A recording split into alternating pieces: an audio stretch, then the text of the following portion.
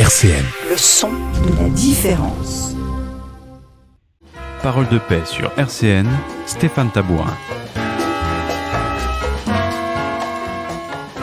Bonjour à toutes, bonjour à tous.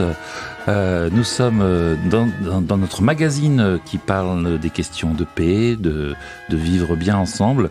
Parole de paix, c'est un magazine humaniste d'information, d'analyse et de discussion qui est proposé par un collectif d'associations. Dans ce collectif, on retrouve le mouvement de l'objection de conscience, Survie Lorraine, l'association France-Palestine Solidarité, l'association de solidarité avec le peuple sahraoui, les éditions Kairos, la Ligue des droits de l'homme, le syndicat des avocats de France et Amnesty International. Et toutes les 2 semaines, sur RCN 90.7, on retrouve Parole de paix les jeudis à 11h et dans la nuit du vendredi au samedi à minuit. Donc ce magazine humaniste d'information, d'analyse et de discussion porte des sujets variés, apportés par les unes et les autres des associations qui animent cette émission. Nous échangeons autour des conditions nécessaires à la paix, à faire humanité, mais aussi sur des conflits, sur des guerres et sur leur préparation. Nous discutons ces sujets et nous voulons les partager avec les auditeurs et auditrices parce que tout ce qui touche à l'humain nous concerne toutes et tous. Et on ne souhaite pas que laisser dans les mains d'experts, entre guillemets, nous porter nos décisions sur des sujets très variés comme la guerre. Et cette semaine, justement, nous recevons Anne Morelli, qui est chercheuse, professeure honoraire à l'Université libre de Bruxelles. Oui, bonjour. Exact. Bonjour. Bonjour Anne Morelli. Bonjour Stéphane. Nous t'avons invité à Nancy pour nous proposer une conférence dans le cadre d'une exposition qui s'appelle « Résister à la propagande de guerre ». Donc aujourd'hui, nous allons parler de ce sujet-là qui est la propagande de guerre. Comment on arrive à faire consentir une population à partir en guerre ou accepter. A priori, il y a très peu de gens qui ont envie de partir en guerre, mais on va tellement bien les conditionner à travers les médias que finalement, ils vont trouver que c'est une très bonne idée, que c'est nécessaire, que c'est indispensable, que ça mérite des sacrifices. Et ce qui est vraiment intéressant, c'est de voir quels sont ces mécanismes qu'on utilise, et non seulement maintenant, mais il y a 100 ans aussi, pour les persuader du bien fondé de cette guerre. Donc nous allons discuter avec toi durant toute cette émission. Nous avons également Grudji qui est avec nous. Bonjour Grudji. Bonjour Stéphane, bonjour Anne. Bonjour. Donc cette semaine, il se trouve qu'autour de ce sujet-là, nous sommes que des militants du MOC, Mouvement de l'objection de conscience, mais on se retrouve dans chaque émission avec plusieurs des autres associations. Donc Anne Morelli, tu as écrit il y a quelques années un recueil, un livre, que tu nous dis avoir commencé à faire pour tes étudiants en histoire critique, dans un cours d'histoire critique à l'Université de Belgique, qui s'appelle « Principes élémentaires de propagande de guerre, utilisables en cas de guerre froide, chaude ou tiède ». Alors, évidemment, ce petit livre qui était destiné à mes étudiants, il a eu finalement un destin que je n'imaginais absolument pas, parce qu'il en est à sa 3e édition en français, et il a été traduit en 7 langues, dont le japonais. Au Japon, il paraît qu'il connaît un grand succès, il y en a des piles dans les librairies. Alors c'est tout à fait étonnant pour moi, mais ce succès est dû non pas au charme de ma plume, mais au fait qu'on comprend à travers ce livre quels sont les mécanismes qui nous font adhérer aux guerres. Et ces mécanismes, je dirais qu'ils sont très clairs à partir de la Première Guerre mondiale. À ce moment-là, il commence à y avoir vraiment des officines qui créent des fake news pour attendrir le public, pour lui faire connaître des émotions et qui vont le pousser à accepter la guerre et à s'y investir totalement. Oui, alors ce sujet-là, nous, quand on a découvert ton travail il y a quelques années, on t'a déjà fait venir d'ailleurs une première fois à Nancy il y a quelques années. Pour nous, nous sommes des militants pacifistes, antimilitaristes, non violents. ce travail de chercheur, ça nous a vraiment interpellés. On pense que c'est vraiment... on comprend beaucoup de choses à la lecture de ce livre, que je rappelle, qui s'appelle « Principes élémentaires de propagande de guerre ». Peut-être dire aussi aux auditeurs qu'il est édité par Aden, qui est une maison d'édition en Belgique. On le trouve aussi en France. Donc Anne Morelli, le travail que tu as fait, nous, ça nous a éclairé. Ça nous dit, oui, c'est intéressant de voir comment... y compris nous-mêmes comme pacifistes, il y a des discours sur lesquels on se dit oui. Quand Bernard-Henri Lévy, un petit peu avant la guerre nous a vendu la guerre en Libye, moi je l'avais écouté sur France Inter, et je me dis oui, c'est vraiment grave ce qui se passe là-bas. On est convaincus, ils font bien leur travail parce qu'on est convaincus. Ils ont des arguments que tu vas nous analyser ensuite. Ils ont des arguments où on se dit c'est évident qu'il faut aller se battre en Libye, c'est évident qu'il fallait sauver la démocratie, qu'il faut aller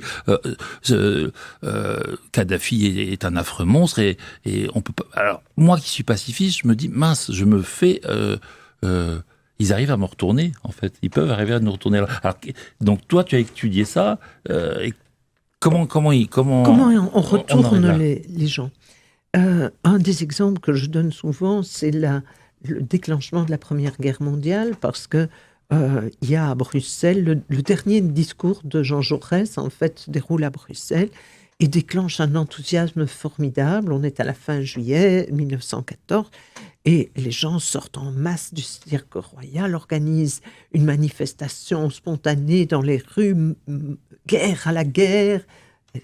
Le 4 août, la même population belge est absolument enthousiaste pour la guerre. Alors, en fait, comment est-ce qu'on retourne les gens ? Eh bien, en se basant sur quelques principes, je dirais, de psychologie élémentaire, en se montrant toujours, nous, qui que nous soyons, comme l'agressé. Et nous ne faisons que répondre. Donc, nous sommes des doux, des gentils, des pacifistes, mais ce sont les autres qui nous attaquent et nous sommes dans une situation de légitime défense. Alors, vous pouvez voir depuis 1914 jusqu'à nos jours, c'est toujours ça, c'est toujours l'autre qui attaque. Et on ne regarde pas ce qui s'est passé avant. C'est-à-dire, j'ai ajouté dans la dernière édition une maxime de Machiavel, c'est donc pas tout récent, qui dit, en fait, celui qui tire le premier l'épée n'est pas forcément celui qui est responsable de la guerre, du combat. Parce qu'il y a aussi des gens qui ont pu l'obliger à avoir cette attitude. Et donc, quand nous voyons celui qui attaque, entre guillemets, qui nous attaque, il faudrait voir aussi qu'est-ce qu'on a fait avant ça pour le pousser à attaquer. Et puis, dans les principes élémentaires, il y a évidemment la diabolisation du chef du camp ennemi. Oui, on nous a dit que Saddam Hussein était un monstre, que Milosevic était un monstre, que Kadhafi était un monstre, Poutine est un monstre, etc. Nous avons toujours affaire à des monstres en face de nous, tandis que nous, évidemment, nous avons des gens extrêmement sensés, extrêmement raisonnables qui sont à notre tête. Et pour revenir un instant sur justement la Première Guerre mondiale, en France, on a noté quand même, pour ceux qui se sont un peu intéressés à cette histoire-là, une bascule colossale en 1913, au début de 1914. Tous les mouvements, partis, syndicats de gauche, tous les progressistes de France étaient opposés radicalement à l'entrée en guerre. Et dès le début de la guerre, il y a eu une bascule, mais colossale, où même les libertaires, les anarchistes, la CGT, qui quelques mois auparavant étaient profondément opposés, ont pour l'immense majorité retourné leur veste et ont été vers l'union sacrée, la patrie avant tout. Et combattre le Kaiser. Voilà, combattre le Kaiser, alors que juste avant, ils refusaient, ils étaient internationalistes, et effectivement, c'est aussi très éclairant de voir les 10 principes que tu nous proposes pour décrypter un peu ça. et à l'aune de l'histoire, de voir comment est-ce que ça a pu aussi bien, malheureusement, fonctionner pour retourner même des intellectuels, des militants très engagés, très radicaux, et qui finalement, hop, ont gobé tous les mensonges. Et ce travail universitaire, il nous intéresse parce que tu as fait un vrai travail de fond, de recherche documentaire, et ce qui nous éclaire, c'est que tu nous montres que on retrouve les mêmes façons de faire, quelquefois les mêmes formules, quelquefois les mêmes discours, en miroir d'un côté et de l'autre. Et nous, on est d'un côté du miroir et on ne sait pas que de l'autre côté, c'est le même discours qui est tenu à l'autre population. Parce que tu disais, effectivement, des deux côtés, il faut se battre contre un monstre, mais alors qu'en fait, on va envoyer à la guerre deux peuples, des hommes, des femmes, des hommes, les femmes, c'est souvent des victimes des guerres, mais on va envoyer au combat des hommes contre d'autres hommes. Et bien souvent avec des chefs qui les envoient, qui se connaissent eux et qui qui ne se battent pas. Et qui ne se battent pas. Ça, c'est de Sartre. Hein. La guerre, c'est envoyé. Je crois que c'est de Sartre celle-là. On recherchera. C'est envoyer des gens, des hommes, souvent des hommes, se battre, tuer, donc contre une figure. Tu nous dis, contre un monstre.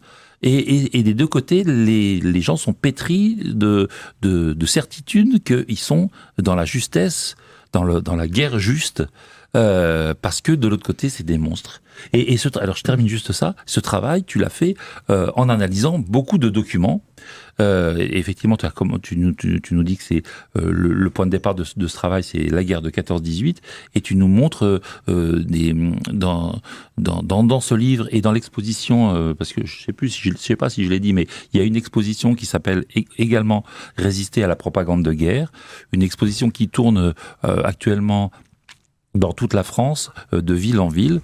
Avant de venir à Nancy, tu étais déjà en Meurthe-et-Moselle, dans le Pays Haut, mais après Nancy, tu es allé à Orléans, tu as été à Tours, à Lyon. Nous, on avait vu ton travail quand tu étais en avril 2022, tu étais à Montpellier, invité par l'université de Montpellier, l'université Paul Valéry.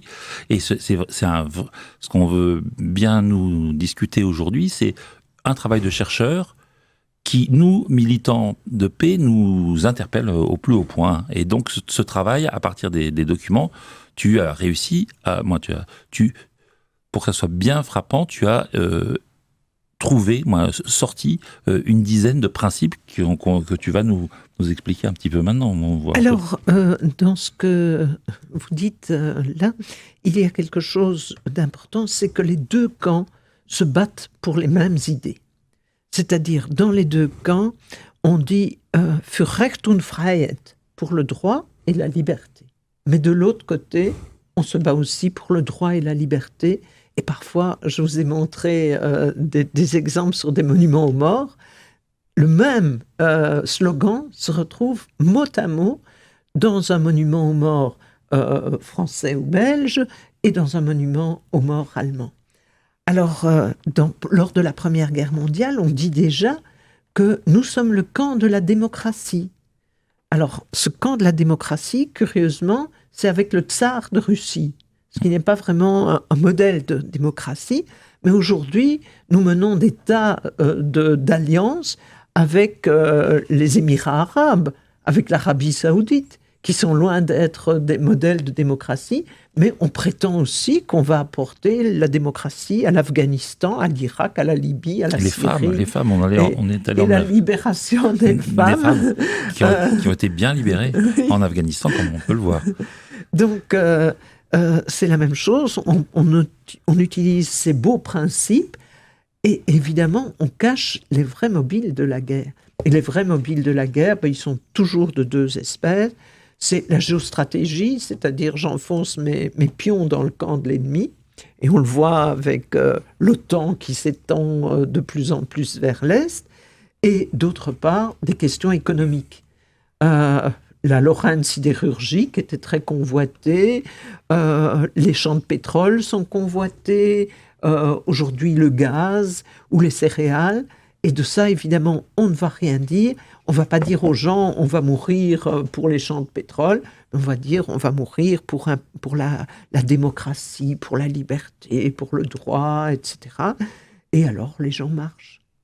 Alors, est-ce que tu peux, là, brièvement, nous donner les 10 principes et après, on fera une petite pause musicale et on reprendra un par un, voir un peu que tu nous illustres. Alors, le premier et le deuxième, c'est très simple. Nous sommes des pacifistes et c'est eux qui ont commencé. Eux sont agressifs, sont militaristes. Nous ne sommes jamais militaristes. C'est curieux qu'on ait quand même parfois gagné des guerres surtout aussi. Nous en France. Donc, nous ne sommes pas militaristes. Alors, ils ont un monstre à leur tête. Et ce monstre, curieusement, il peut être, j'ai dit hier, par intérim. C'est-à-dire que ça peut être quelqu'un de très sympa à un certain moment. Kadhafi, on a fait de bonnes affaires avec lui. Ben Laden faisait de bonnes affaires avec la famille Bush. Et puis, à un autre moment, il devient un monstre. Et puis, peut-être que, selon les aléas de la politique, il redeviendra un allié très fréquentable. Donc là, tu nous dis, premier principe, c'est nous ne voulons pas la guerre. Oui. Le deuxième, c'est le camp adversaire est seul responsable de la guerre, c'est Bien ça. sûr. Et là, tu viens de nous dire, l'ennemi, il faut toujours donner à l'ennemi un visage déjà d'une seule personne, pas un peuple, ça, parce et qui est un diable. On ne se bat pas contre les Afghans, contre les Syriens, on se bat contre Saddam Hussein, Poutine, Milosevic, etc. Alors, il y a la question en 4 des causes réelles de la guerre qu'on met de côté pour nous présenter de belles valeurs. Belles valeurs. Ouais. Nous, on se bat pour des valeurs, mais tout le monde dit ça. Poutine, il dit nous sommes les anti-nazis, les antifascistes, etc. Chacun assure qu'il a de très belles valeurs à défendre. Alors, il y a la question des armes employées. Le principe 5, ça. Et eux, ils font la guerre d'une manière innommable. Tandis que nous faisons la guerre de manière très humaine. Propre. La guerre chirurgicale, même. Oui, les frappes chirurgicales à certains moments. Et le corollaire de ça, évidemment, c'est que eux font des atrocités, nous jamais. Alors, on va relever toutes les atrocités de l'ennemi, jamais les nôtres. J'ai été cette année à Dresde, dans le nord de l'Allemagne. Eh bien, j'aime autant vous dire que Dresde a été pilonnée par les bombes anglo-américaines, les bombes alliées. Y compris après la guerre. La toute fin de la guerre. Et Dresde était à ce moment-là, non pas une base militaire, mais était un lieu où s'étaient réunis tous les réfugiés, les vieillards, les gens qui étaient hors de combat, etc. Eh bien, on les a pilonnés joyeusement, mais on ne parle pas de ces massacres-là qui sont de notre camp. On parle quand même assez peu d'Hiroshima, de Nagasaki, qui ont été des grands drames de la Seconde Guerre mondiale et de notre faute. Alors, d'autres choses dans notre liste, c'est que nous subissons très peu de pertes, tandis que depuis le début de la guerre, on doit dire que c'est fichu pour eux. Ils vont de défaite en défaite, et nous, on va de victoire en victoire. Et ça, le ressort, c'est parce qu'on aime bien du côté de ceux qui vont gagner. Bien sûr, on est très content quand on est du côté du vainqueur, de toute façon. Tu nous avais pris, par exemple, lors de ta conférence, justement, une image même des Belges qui, dans la communication, disaient qu'ils avaient réussi à détruire un pont construit par les Allemands. Voilà, et c'était une immense victoire de la magnifique armée belge. C'est ça, alors qu'ils sont sur le point de capituler, bien entendu, mais il faut faire croire à la population que tout va bien. Et je crois que dans les guerres tout à fait actuelles, on entend ça aussi. Tout va bien, toujours chacun de notre côté.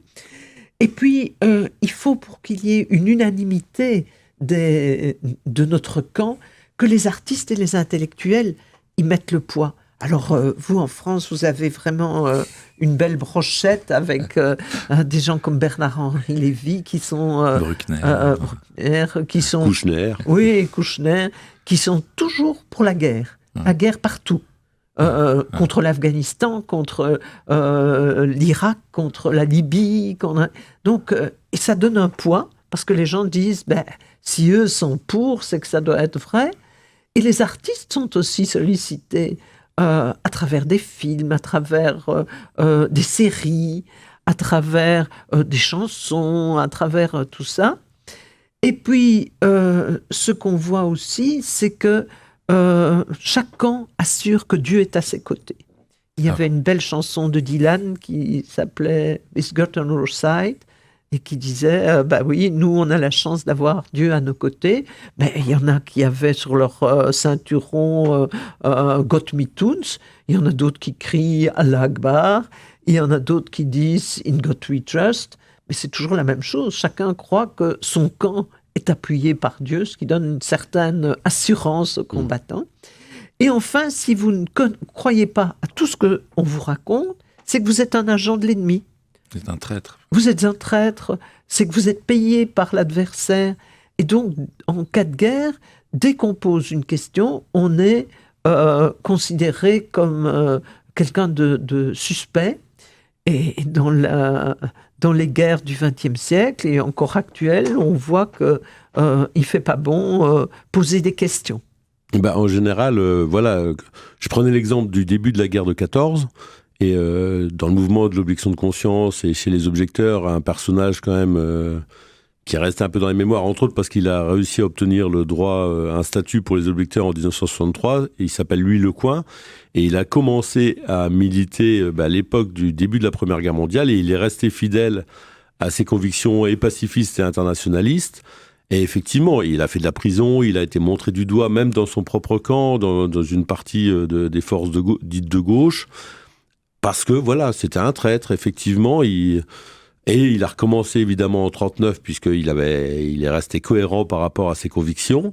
Et on a recommencé à le traiter de tous les noms et à dire qu'il était du côté des Allemands systématiquement, ce qui n'était absolument pas le cas. Mais c'est pas possible de s'opposer. Voilà, il n'y a qu'une pensée qui mène, La fin de l'exposition Résister à la propagande de guerre montre justement les risques de s'opposer à la guerre. Quand on voit un boxeur comme Cassius Clay, Mohamed Ali, il a refusé d'aller à la guerre du Vietnam en disant « il n'y a jamais aucun Vietnamien qui m'a fait le moindre tort, il n'y en a jamais aucun qui m'a dit sale nègre ». Eh bien, il a eu sa carrière brisée par cette prise de position. Et aujourd'hui encore, si vous posez des questions quant à la guerre actuelle, on vous dit tout de suite « Ah bon, vous êtes un soutien de Poutine, vous êtes... » Non, mais on ne peut pas poser de questions en temps de guerre. Il y a une censure. Et c'est vrai que pour que ça marche, cette propagande, il faut aussi quand même un terrain un peu favorable. Il faut que les gens soient fiers d'où ils sont, qu'ils soient un petit peu chauvins, un petit peu... et donc je propose, comme écoute musicale, une chanson qui a été écrite par... une chanson connue de Georges Brassens, qui est reprise là par le groupe Tarmac, et qui s'appelle « La balade des gens qui sont nés quelque part ». 11h midi, Parole de paix sur RCN.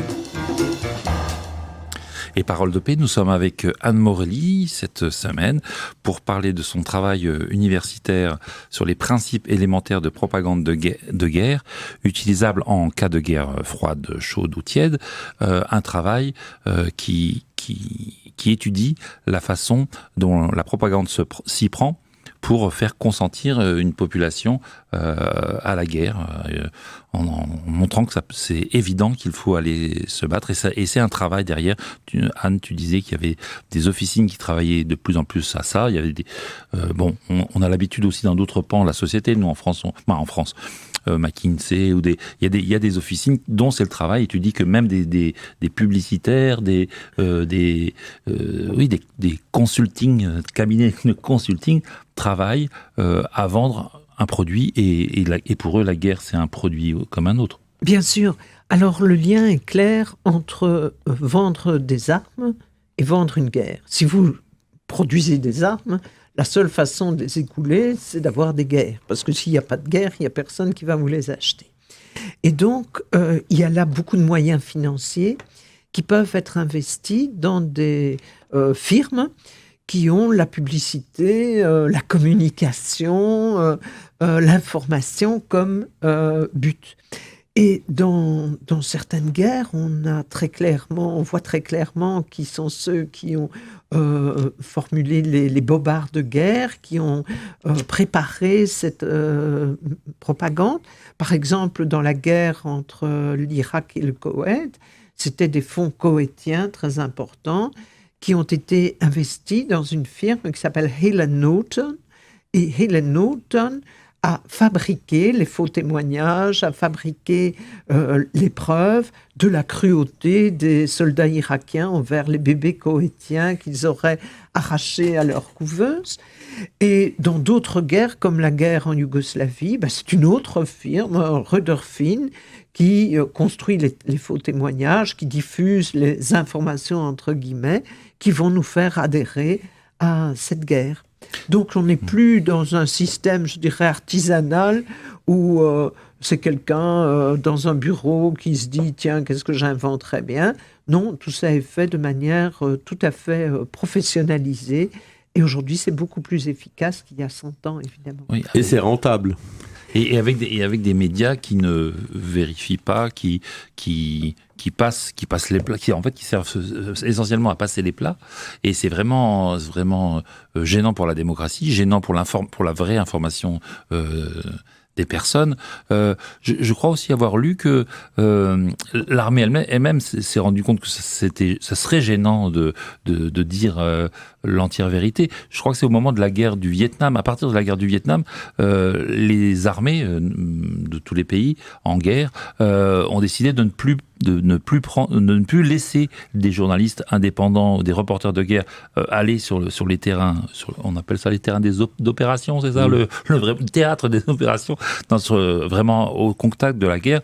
Et donc, moi, ce que j'ai compris, c'est que depuis la guerre du Vietnam, les journalistes, ils doivent être accrédités, ils sont embarqués, embed dans les armées. Donc, et les informations qu'ils reçoivent ne passent pas par une critique, par une réflexion, par un recul, mais et y compris quand il y a eu des mensonges avérés.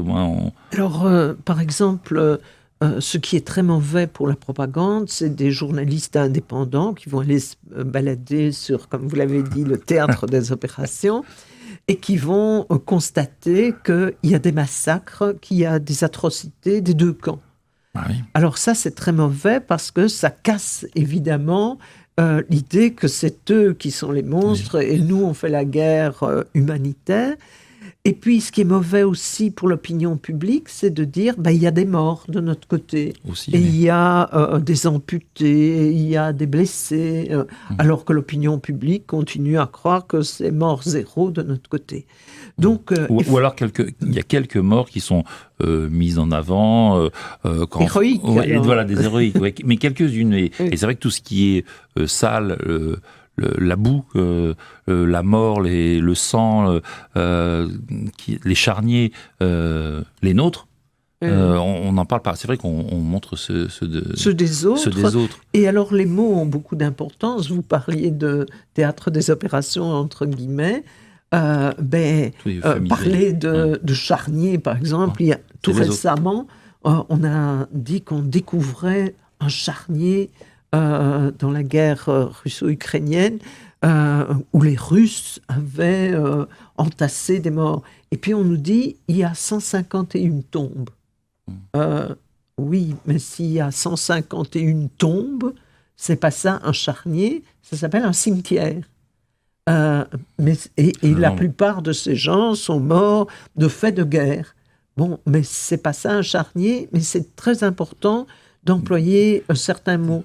Et je pense qu'on doit être très attentif à ça parce que au fur et à mesure, on nous met dans l'esprit un certain nombre de termes. En fait, on nous infantilise beaucoup.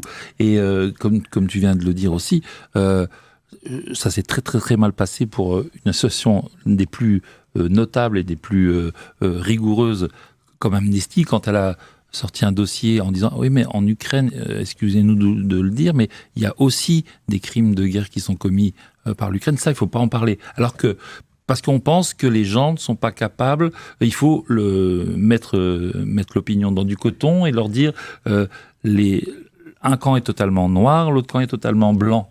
Et Claudie, tu voulais intervenir sur ça. Bah oui, tu es parti un peu là-dessus, effectivement. Ça renvoie aussi à pas mal de choses. Même lors de la conférence, des camarades d'autres organisations dont on peut être assez proche, avec qui on travaille régulièrement, t'ont posé la question de « Ah, mais quand même, il y a des guerres qui sont justes ». Et ce qui était vraiment surprenant dans leur approche, c'est qu'ils ne semblaient pas avoir complètement saisi que ton travail, c'est un travail scientifique, donc qui n'est pas un travail partisan. À aucun moment dans tes ouvrages, tu ne dis ceux-là, c'est les gentils ou ceux-là, c'est les méchants. Parce que c'est pas l'objet du travail que tu as mené, c'est d'essayer d'analyser comment est-ce que la propagande elle est menée, et en général depuis plus de 100 ans, par chaque camp. Mais voilà, c'est un travail scientifique et pas un travail de prise de position partisane. Oui, l'autre jour à Longwy, il y a une dame qui m'a dit « Mais comment est-ce que vous pouvez mettre sur le même plan Churchill avec des assassins, etc. » Mais c'est pas ça mon propos, c'est pas de juger qui a bien fait ou pas. Mon propos, c'est de dire, voilà, Churchill pour les Italiens qui sont bombardés par les Anglo-Américains, c'est le monstre qui organise leur malheur, etc. Et donc, il le représente comme un gangster anglo-américain, etc.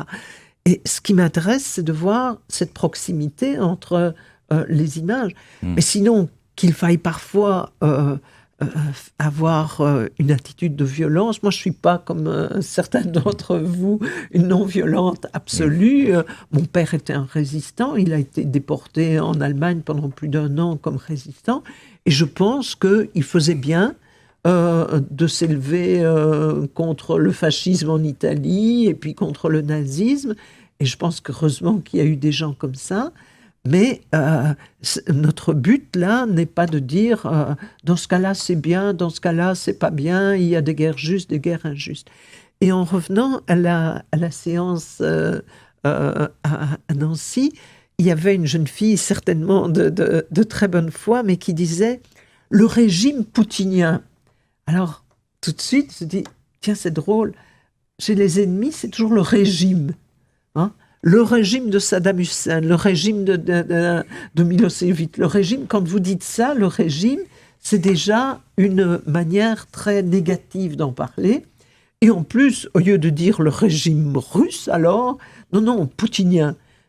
Comme si on disait tout à fait officiellement la Macronie, hein, au lieu de dire la France, quoi. Le régime macronien. Ben non, les gens ont voté, ils ont voté peut-être mal, peut-être bien, mais en tout cas, ils ont voté ça. Oui, et là, on vient d'utiliser aussi le terme image. Il y a l'image a une importance aussi capitale. Alors, les dessins dans les années pour la Première Guerre mondiale, beaucoup, et les photos pour illustrer qu'on est les gentils et les barbares. Et encore une fois, et vice-versa, de l'autre côté, comme tu viens de le dire, de l'autre côté du conflit, eux sont les gentils et les autres sont les barbares. Ils utilisent le même type de procédé photographique, de dessin. On montre la pieuvre a beaucoup été utilisée pour montrer que les autres nous encerclent des cartes en montrant que les autres sont partout et ça, on doit se défendre. Voilà, donc. C'est ça, oui, et que c'est les autres qui nous attaquent. Oui. Moi, pour revenir au premier principe, c'est nous on ne veut pas la guerre. Ce sont les autres qui nous menacent, qui nous attaquent, qui nous défient. Le terme défier, tu l'utilises pas mal dans la conférence parce que alors là, c'est plutôt dans les titres de la presse. Donc il y a des titres et les images, moi, que j'ai vraiment retenues de Oui, ce quand domaine. on dit les Irakiens nous défient, ben, qu'est-ce que ça veut dire? Ça veut dire que si nous sommes des gens d'honneur, on doit relever le défi et on doit passer à l'attaque. Et je crois que quand on parle des mots, ben, le nom que le ministère de la Guerre a aujourd'hui est aussi un euphémisme. Autrefois, ça s'appelait ministère de la Guerre.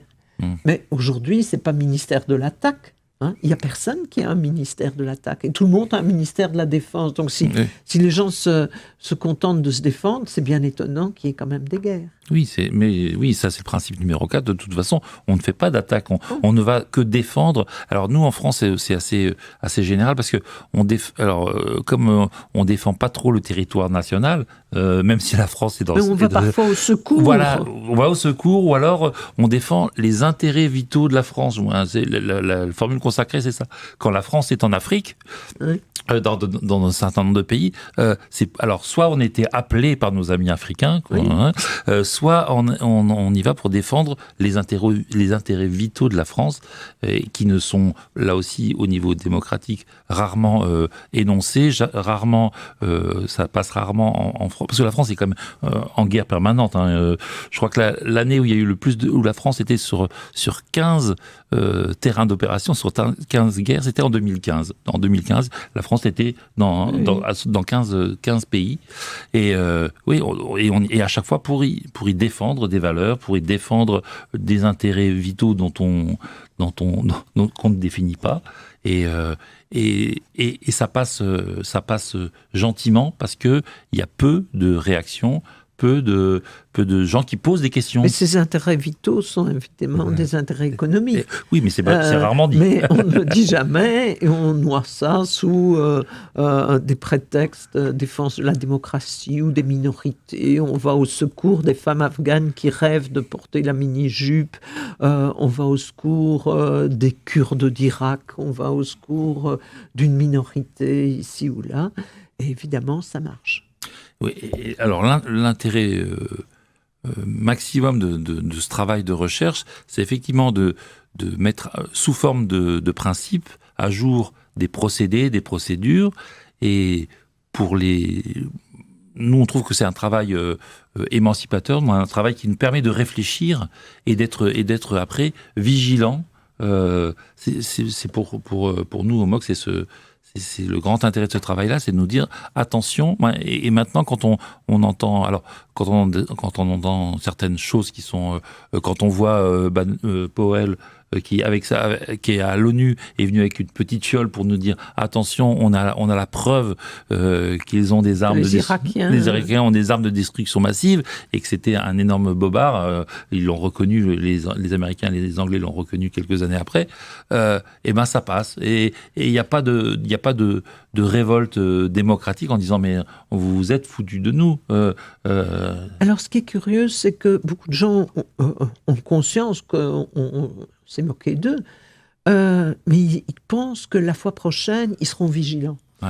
Et en fait, la fois prochaine, on reprend les mêmes principes et on leur explique qu'on est en état de défense, qu'on va aider des pauvres gens, que c'est un monstre qui est à l'attaque, etc. Et ça marche de nouveau. Et il y a aussi tous ceux qui, même en reconnaissant, comme avec Baden-Powell, qu'effectivement, on nous avait menti, vont dire mais c'était pour de bonnes raisons, qui vont finir pour ne pas perdre complètement la face, et ça peut être même dans une petite partie de la population plus classique, sans qu'il y ait des enjeux conséquents, qui vont, finir par dire ah mais c'est parce que quand même, la cause elle était juste, oui ils ont utilisé des moyens qui sont pas terribles, mais c'était quand même pour des bonnes raisons. Et l'autre était vraiment un affreux. Est-ce que tu peux moi j'ai adoré cette partie-là au moment de la guerre de 14-18, la présentation du Kaiser Guillaume II, qui tu disais même que c'était ils faisaient tous partie de la même famille, plus ou moins. Ah oui. En fait, en 14, le Kaiser qui va être présenté comme le monstre par excellence qu'on doit aller tuer à Berlin, en fait, avant la guerre, il est très très bien considéré en Europe, en Angleterre, en Belgique, en Hollande, en Russie, parce qu'en fait, ce sont des gens de la même famille. Ils sont cousins avec le roi des Belges, avec la reine Victoria, avec le tsar de Russie. Et donc, pendant la guerre, il devient le monstre.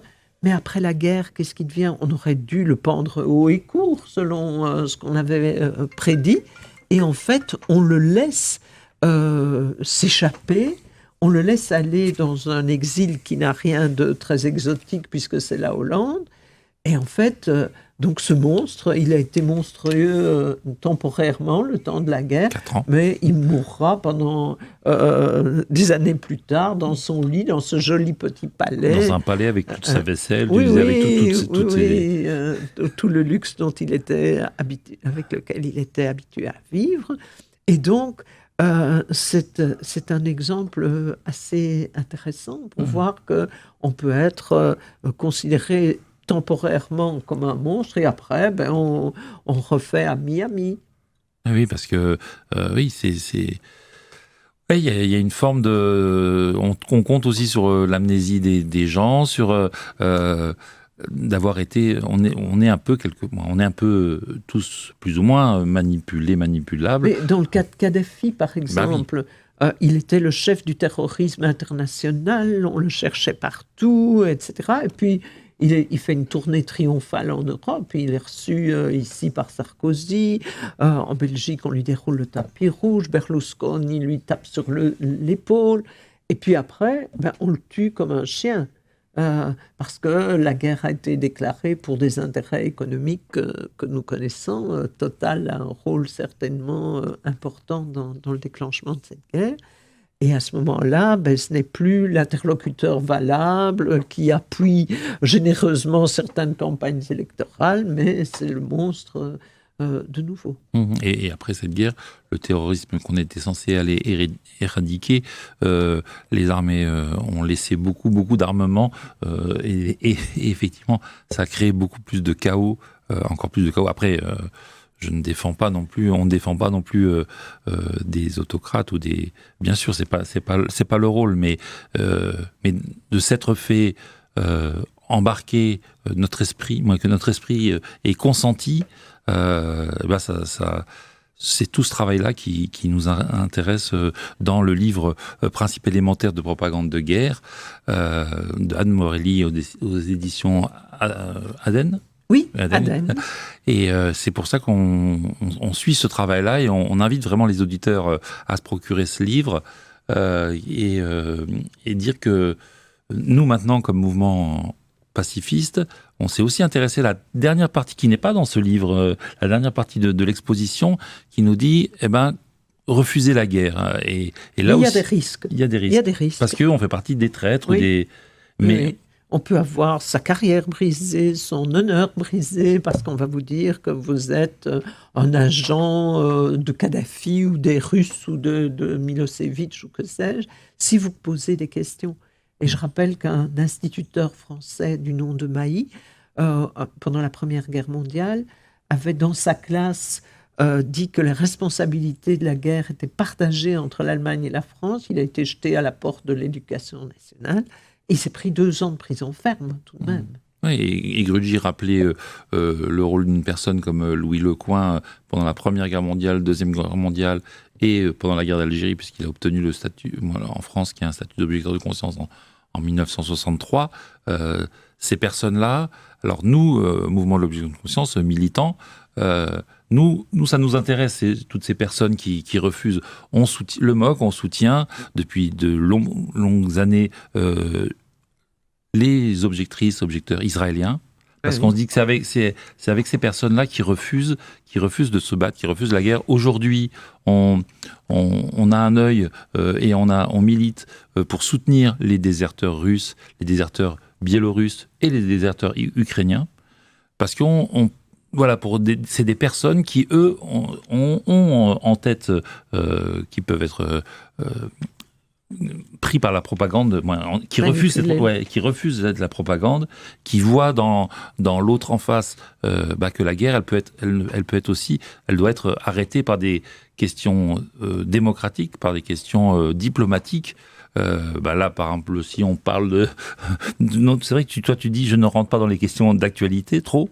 C'est vrai que la question de la guerre en Ukraine, on est tous convaincus que objectivement, la Russie est rentrée dans un territoire qui n'était pas le sien. Mais l'Ukraine bombardait depuis 2014 les régions du Donbass. Et ça faisait des milliers de morts dont on ne s'est jamais préoccupé parce que les atrocités de notre camp sont peu intéressantes. Oui. Mais moi, j'aurais bien repris aussi ta formule de tout à l'heure, Stéphane, mais je pense que c'est pas le bon auteur. Mais des gens qui se battent mais ne se connaissent pas.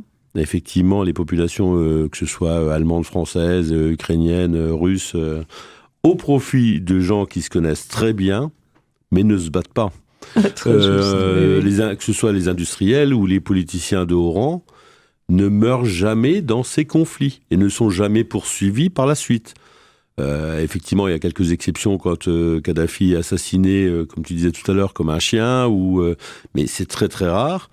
Mais c'est toujours les populations civiles et les militaires qui sont engagés d'un côté et de l'autre qui trinquent, quoi. C'est toujours eux qui, alors qu'ils ont à la base pas la moindre, effectivement, pas la moindre chose contre le voisin, quoi. Ils ont éventuellement un a priori ou quelque chose, mais pas de là à prendre les armes et à vouloir assassiner toute une population. Et oui. Et nous, comme organisation pacifiste militante, on soutient et on met en lumière ces personnes qui refusent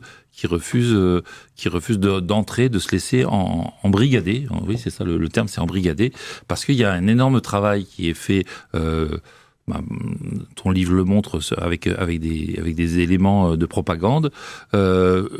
Dire aussi que dans nos combats, nous, du MOC, on est aussi très préoccupés par des projets, quand les sociétés décident de de s'occuper des jeunes esprits et des enfants. Nous, en France, on a fait plusieurs émissions sur le service national universel, qui est de prendre des jeunes en pleine formation, qui ont autour de 15 ans, pour les mettre, leur faire réfléchir, entre guillemets, sur les questions de défense en France. Les questions de défense rentrent de plus en plus dans les programmes scolaires. Il y a des protocoles armée-éducation, et tout ça participe à ce qu'après les principes élémentaires de propagande soient bien acceptés. Efficients. Oui. Vous aviez proposé une musique pour Oui. Est-ce qu'on termine en écoutant Les Deux Oncles, chantés par Maxime Le Forestier? RCN, www.rcn-radio.org